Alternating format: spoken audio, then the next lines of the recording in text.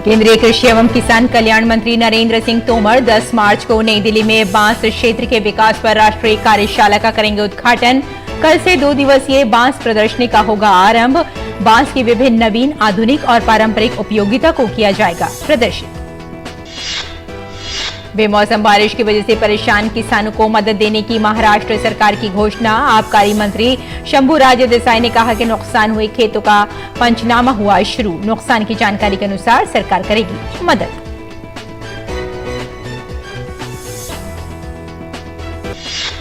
पूरी दुनिया में मनाया जा रहा है अंतर्राष्ट्रीय महिला दिवस। देश भर में महिला दिवस के मौके पर कार्यक्रम किए जा रहे हैं आयोजित। कृषि क्षेत्र में भी कारनामे अंजाम दे रही हैं महिलाएं।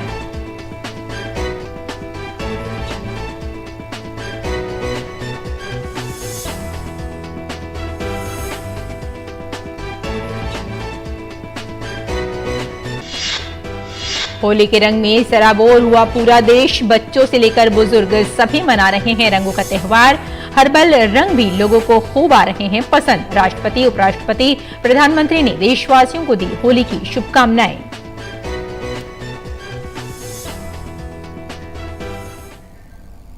नमस्कार, किसान समाचार में आपका स्वागत है। मैं हूं रेशमा आपके साथ। आइए अब विस्तार से खबरों पर नजर डालते हैं। महाराष्ट्र सरकार ने बेमौसम बारिश की वजह से परेशान किसानों को मदद देने की घोषणा की है।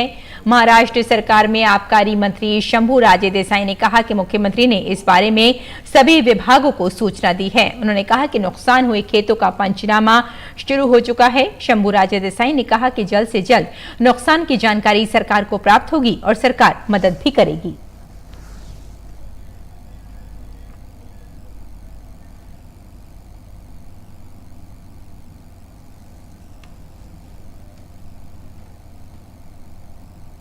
केंद्रीय कृषि एवं किसान कल्याण मंत्री नरेंद्र सिंह तोमर 10 मार्च को नई दिल्ली में बांस क्षेत्र के विकास पर राष्ट्रीय कार्यशाला का उद्घाटन करेंगे। 2 दिवसीय बांस प्रदर्शनी 9 मार्च यानी कल शुरू होगी। इससे बांस की विभिन्न नवीन, आधुनिक और पारंपरिक उपयोगिताओं को प्रदर्शित किया जाएगा। लोगों को मंत्रमुग्ध करने के लिए बड़ी संख्या में उद्यमी और कारीगर प्रदर्शनी में शामिल होने जा रहे हैं। ये कार्यक्रम कृषि और किसान कल्याण मंत्रालय, इन्वेस्ट इंडिया और केरल राज्य बांस मिशन के सहयोग से आयोजित किया जा रहा है। बांस पर राष्ट्रीय कार्यशाला में कृषि राज्य मंत्री शोभा करंदलाजे और कैलाश चौधरी, कृषि और किसान कल्याण मंत्रालय के सचिव मनोज आहूजा और भारत सरकार के वरिष्ठ अधिकारी भी शामिल होंगे। कार्यशाला का उद्देश्य सतत विकास और आर्थिक विकास के लिए उद्योग को बदलने की दिशा में सुधार के लिए क्षेत्रों की पहचान करके और विशेषज्ञ सुझावों की खोज करके भारत के बांस क्षेत्र के विकास का मार्ग प्रशस्त करना है।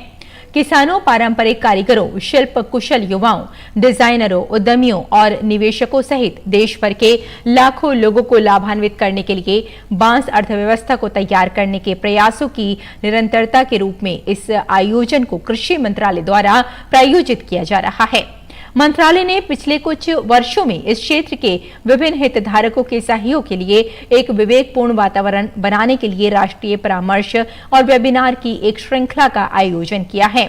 वन अधिनियम संशोधन के बाद 2018 के दौरान राष्ट्रीय बांस मिशन NBM का पुनर्गठन किया गया है, जिसका उद्देश्य एक समग्र मूल्य श्रृंखला विकास रणनीति अपनाकर इसके दायरे का विस्तार करना और इसके प्रभाव को बढ़ावा देना है। 2 दिवसीय बांस प्रदर्शनी में विभिन्न राज्यों के उत्पादों, विभिन्न उद्योगों के उत्पादों को प्रदर्शित किया जाएगा, लेकिन ये प्रदर्शनी इन्हीं उत्पादों के प्रदर्शन तक ही सीमित नहीं है। आगे बढ़ते हैं। पूरी दुनिया में आज अंतर्राष्ट्रीय महिला दिवस मनाया जा रहा है। दुनिया के साथ साथ देश भर में इस मौके पर कई कार्यक्रम आयोजित किए जा रहे हैं।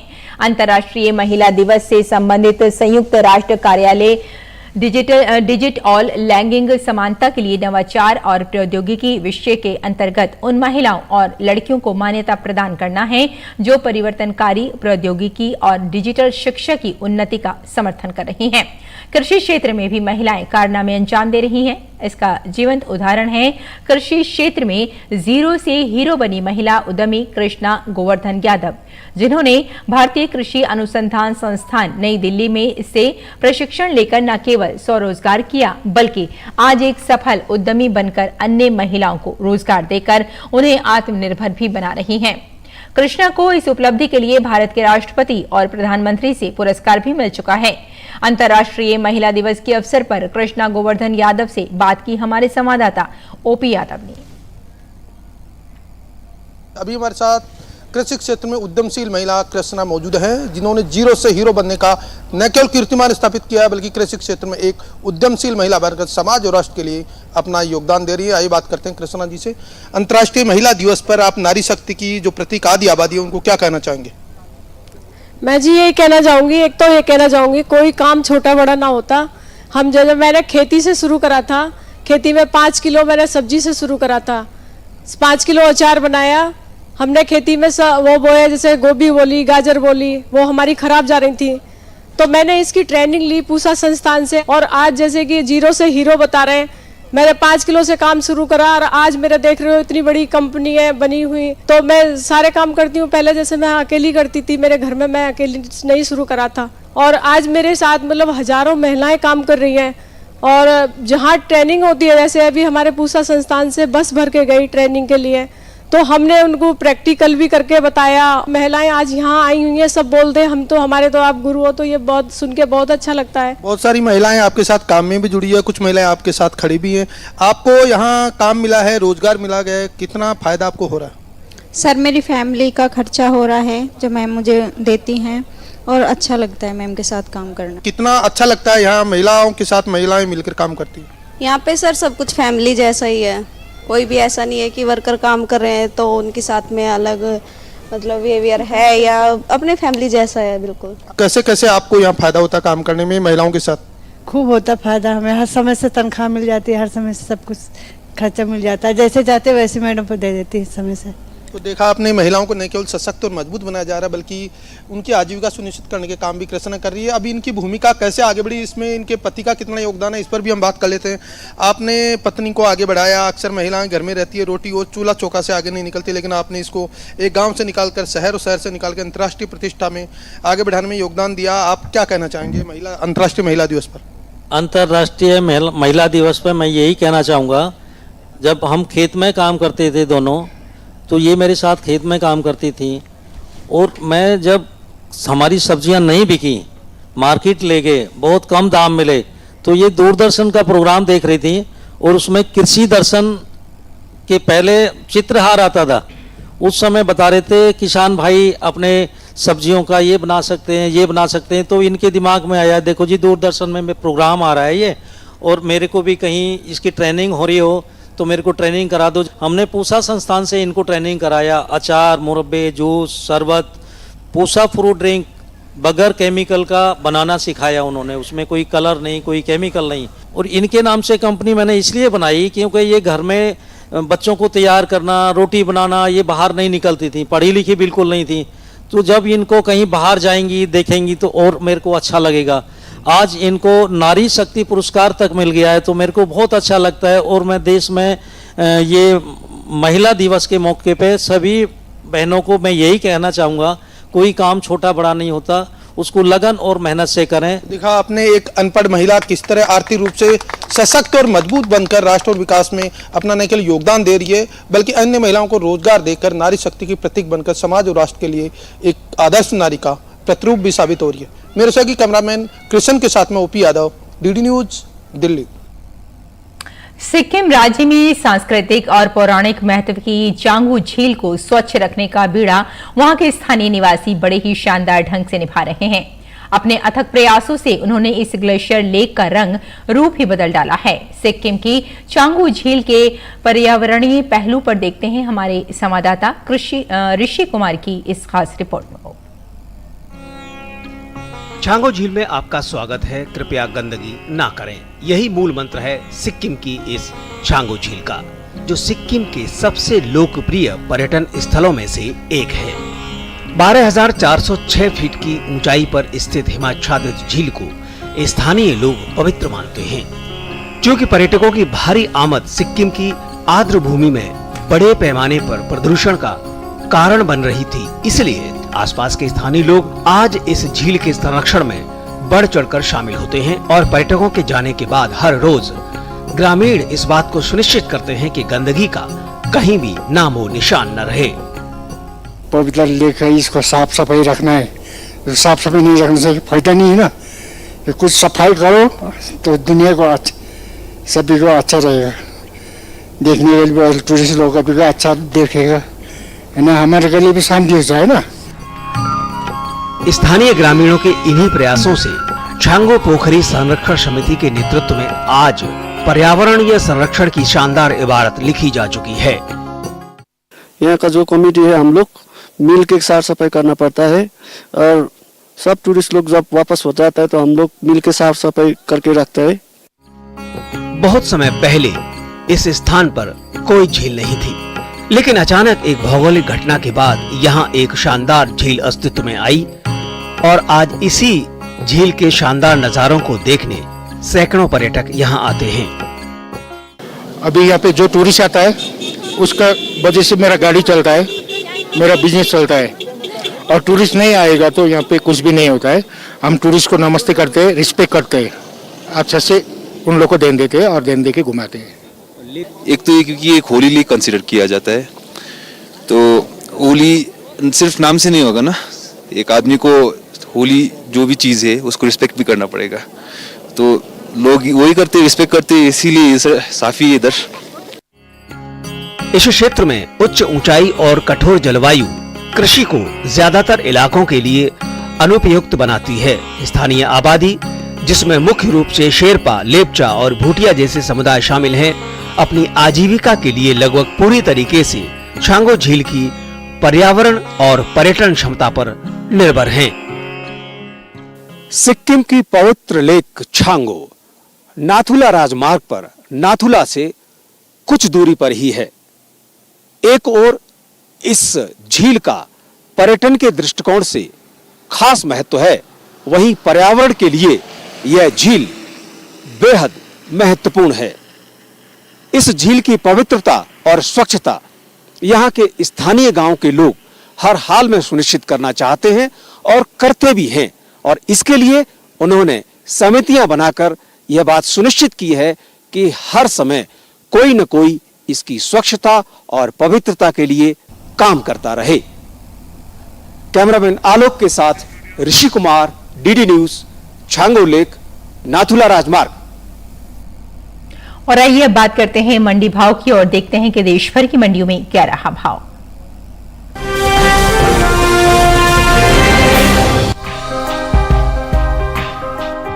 कृषि उपज मंडियों में इन दिनों धनिया की आवक सामान्य बनी हुई है। हालांकि मंगलवार को कुछ ही मंडियों में धनिया बिकवाली के लिए पहुंचा। भाव की बात करें तो बक्सारा मंडी में धनिया के सौदे मजबूती के साथ हुए, वहीं राजकोट मंडी में भाव नरम रहे, जबकि पुणे मंडी में इस दौरान धनिया के भाव में कोई बदलाव देखने को नहीं मिला। एग मार्केट के मुताबिक गुजरात की बक्सारा मंडी में धनिया के सौदों में तेजी देखने को मिली। यहाँ 6 मार्च को धनिया का भाव रहा 4,950 रुपए।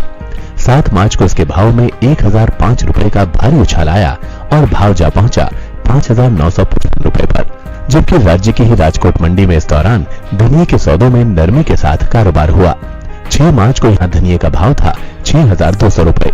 7 मार्च को इसके सौदों में 50 रुपए की गिरावट आई और भाव 6,150 रुपए पर आ गया। हालांकि महाराष्ट्र की पुणे मंडी में बीते 2 दिनों के दौरान धनिया के भाव स्थिर रहे। यहाँ 6 और 7 मार्च को धनिया 14,500 रुपए पर बिका। पिछले साल के मुकाबले इस साल धनिया की उपज में लगभग 5% से ज्यादा की कमी अनुमानित है। कृषि मंत्रालय के बागवानी फसलों के लिए जारी दूसरे अग्रिम अनुमान के मुताबिक साल 2021-22 में 8,01,000 टन धनिया की पैदावार होने का अनुमान है, जो बीते साल की समान अवधि के दौरान 8,91,000 टन थी। यानी इस साल घरेलू स्तर पर धनिया की उपज 90,000 टन कम हो सकती है। बता दें कि देश से होने वाले धनिया के निर्यात में इस साल कमी देखने को मिली है। साल 2021-22 के दौरान धनिया का निर्यात 10% घटा है।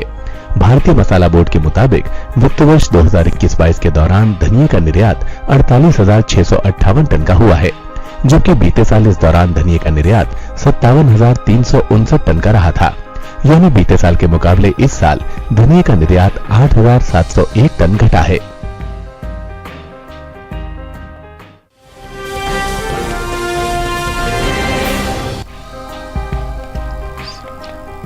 कृषि उपज मंडियों में इन दिनों सोयाबीन की आवक सामान्य बनी हुई है। हालांकि मंगलवार को कुछ ही मंडियों में सोयाबीन बिकवाली के लिए पहुंची। भाव की बात करें तो मंडियों में सोयाबीन के सौदों में उठापटक के साथ कारोबार हुआ। एग्मार्कनेट के मुताबिक कृषि उपज मंडियों में सोयाबीन के भाव कुछ इस प्रकार रहे। मध्य प्रदेश की छिंदवाड़ा मंडी में पीली सोयाबीन के सौदों में मजबूती के साथ कारोबार हुआ। यहाँ 6 मार्च को पीली सोयाबीन का भाव रहा 5,200 रुपए। 7 मार्च को इसके सौदे 50 रुपए चढ़कर 5,250 रुपए पर हुए, जबकि राज्य की ही बेगमगंज मंडी में इस दौरान सोयाबीन के भाव में नरमी देखने को मिली। यहाँ 6 मार्च को सोयाबीन का भाव था 4,950 रुपए। 7 मार्च को इसके भाव में 50 रुपए की गिरावट आई और भाव 4,900 रुपए पर आ गया। ये साल तिलहनी फसलों की पैदावार के लिए अच्छा साबित हुआ है। मौसम की अनुकूलता का असर तिलहन की पैदावार पर देखने को मिला है। इस साल कुल तिलहन की उपज का रिकॉर्ड टूटने जा रहा है। कृषि मंत्रालय की ओर से जारी दूसरे अग्रिम अनुमान के मुताबिक देश में घरेलू स्तर पर कुल तिलहन की पैदावार रिकॉर्ड स्तर पर पहुंच गई है। साल 2022-23 के दौरान कुल तिलहन की पैदावार 400.01 लाख टन होने का अनुमान है, जो पिछले वर्ष के तिलहन उत्पादन की तुलना में 20.38 लाख टन अधिक है। जबकि बीते साल इस दौरान कुल तिलहन की उपज 379.63 लाख टन रही थी। वही बात सोयाबीन की पैदावार की करें तो कृषि मंत्रालय के मुताबिक साल 2022-23 के दौरान सोयाबीन की उपज 139.75 लाख टन होने का अनुमान जताया गया है, जिसका असर कृषि उपज मंडियों में सोयाबीन के बाजार भाव पर पड़ता दिख सकता है। वही बात बुआई की करें तो मौसम अनुकूल होने की वजह से इस साल कुल तिलहनी फसलों की बुआई निर्धारित लक्ष्य से 31.03 लाख हेक्टेयर से ज्यादा के क्षेत्रफल में हुई है। कृषि मंत्रालय के मुताबिक साल 2022-23 के लिए रबी तिलहनी फसलों की बुआई 109.84 लाख हेक्टेयर में हुई है, जबकि साल 2021-22 में रबी तिलहन 102.36 लाख हेक्टेयर में बोई गई थी। यानी पिछले साल की तुलना में इस साल तिलहन की बुआई 7.48 लाख हेक्टेयर से ज्यादा के क्षेत्रफल में हुई है।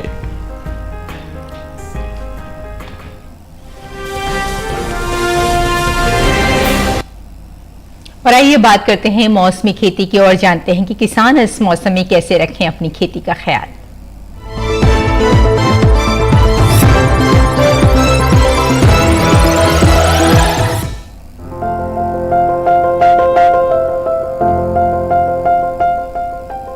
बिहार में सरसों की कटाई करें।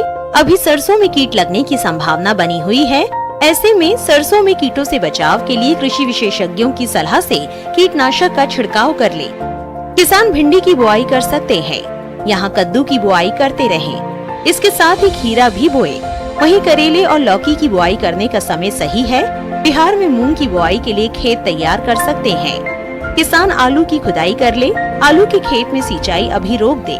इसके अलावा मक्के के खेत की देखभाल करें। बिहार में मखाने की रुपाई कर सकते हैं। साथ ही धान की रुपाई करते रहें। झारखंड में कद्दू की बुआई के लिए खेत तैयार कर ले। किसान खीरे की बुआई के लिए खेत तैयार कर सकते हैं।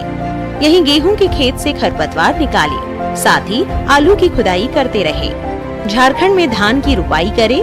धान में कीटों से बचाव के लिए कृषि विशेषज्ञों की सलाह से कीटनाशक छिड़के। अभी मूंग की कटाई कर ले। किसान काबुली चने की बुआई करते रहें। काबुली चने में कीटों से बचाव के लिए कृषि विशेषज्ञों की सलाह से कीटनाशक का इस्तेमाल करें। किसान आम के बागों में कीटों से बचाव के लिए कृषि विशेषज्ञों की सलाह से कीटनाशक का छिड़काव कर ले। झारखंड में करेले की बुआई कर सकते हैं।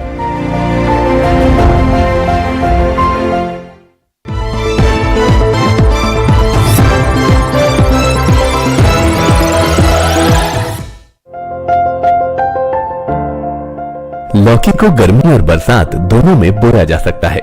मैदानी भागों में गर्मी की फसल की बुआई जनवरी से मार्च तक की जा सकती है और बरसाती फसल के लिए जून जुलाई उपयुक्त समय है। बुआई से पहले खेत से खरपतवार को पूरी तरह से साफ कर लें और जमीन को समतल कर लें।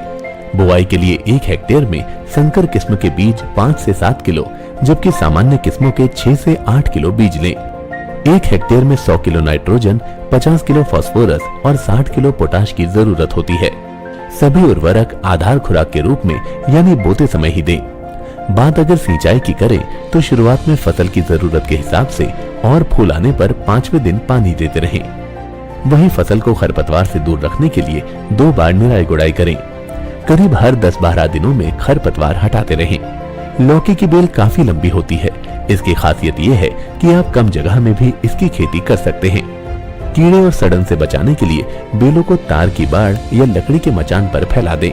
इससे न सिर्फ बीमारियों से बचाव होगा बल्कि पैदावार भी बढ़ेगी। भारतीय कृषि अनुसंधान संस्थान ने इलाकेवार कई उन्नत किस्में तैयार की हैं, जैसे पूसा समृद्ध दिल्ली और एनसीआर के लिए है। 1 हेक्टेयर में 270 से 300 क्विंटल तक पैदावार देने वाली ये किस्म 50 से 55 दिनों में तैयार हो जाती है। वहीं पूसा हाइब्रिड 3 दिल्ली, हरियाणा, उत्तर प्रदेश और पंजाब के लिए अच्छी है। लौकी की फसल में फल मक्खी का हमला हो सकता है। इससे बचाव के लिए विशेषज्ञों की सलाह पर उचित दवाओं का छिड़काव करें। दवा का छिड़काव सिर्फ उसी जगह पर करें जहां फल मक्खी का प्रकोप ज्यादा हो। बेवजह पूरे खेत में दवा छिड़केंगे तो फायदे से ज्यादा नुकसान हो जाएगा। छिड़काव मौसम साफ रहने पर करें। पत्तियां गीली नहीं होनी चाहिए, वरना दवा असर नहीं करेगी। जरूरत के हिसाब से दवा की मात्रा घटा या बढ़ा सकते हैं।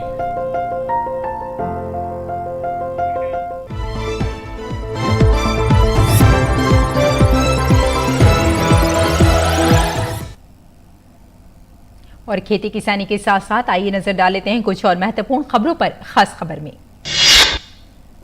माणिक साहा ने एक बार फिर से त्रिपुरा की मुख्यमंत्री पद की शपथ ली। उनके साथ 8 और मंत्रियों ने पद और गोपनीयता की शपथ ली। राज्यपाल सत्यदेव नारायण आर्य ने डॉक्टर साहा को आज पद और गोपनीयता की शपथ दिलाई। इस समारोह में प्रधानमंत्री नरेंद्र मोदी भी शामिल हुए। साहा की नई कैबिनेट में भाजपा के 8 और IPFT के सदस्य को शपथ दिलाई पड़ी। प्रधानमंत्री नरेंद्र मोदी ने त्रिपुरा में नई सरकार के शपथ ग्रहण समारोह में शामिल होने से पहले अगरतला में भव्य रोड शो किया। राजधानी अगरतला में पीएम के काफिले के दोनों तरफ खड़ी जनता ने पीएम का शानदार अभिवादन किया। केंद्र शासित प्रदेश जम्मू कश्मीर में केंद्रीय रिजर्व पुलिस बल के जवानों के साथ पुलिस ने कल बारामूला जिले के कुंजेर क्षेत्र में प्रतिबंधित आतंकी गुट लश्कर ए तैयबा से जुड़े 2 आतंकवादी सहयोगियों को गिरफ्तार किया है। उनके कब्जे में 2 AK-47 मैगजीन, लश्कर ए तैयबा से संबंधित 20 पोस्टर तथा अन्य आपत्तिजनक सामग्री बरामद की गई है। रक्षा मंत्रालय ने 70 HTT 40 बुनियादी प्रशिक्षक विमान और 3 कैडेट प्रशिक्षक पोत प्राप्त करने के लिए हिंदुस्तान एरोनॉटिक्स लिमिटेड और लार्सन एंड टर्बो लिमिटेड के साथ समझौतों पर हस्ताक्षर किए हैं। नई दिल्ली में रक्षा मंत्री दिव्यांग अधिकार